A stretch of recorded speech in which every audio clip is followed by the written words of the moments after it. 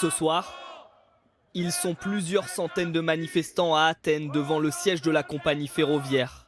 Ils scandent « Ce crime ne sera pas oublié ». Pendant ce temps-là, à 350 km, sur les lieux du drame, les secouristes extraient des corps des wagons accidentés.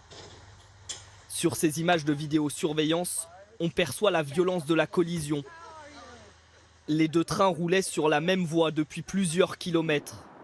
Le bilan est presque de 60 morts. Dans le centre-ville de Larissa, la gare la plus proche de l'accident, les habitants donnent leur sang et cherchent des réponses face à la catastrophe. Les politiciens n'ont pas fait attention à l'état de nos rails. Cette catastrophe pouvait être évitée. La démission du ministre des Transports hier n'a pas suffi à calmer la colère. Les responsables, ce sont les autorités. On leur a donné des millions pour mettre en place des systèmes qui fonctionnent, pour que les trains évitent de se croiser, et ils n'ont rien fait. Le chef de la gare de Larissa a été présenté à un juge aujourd'hui.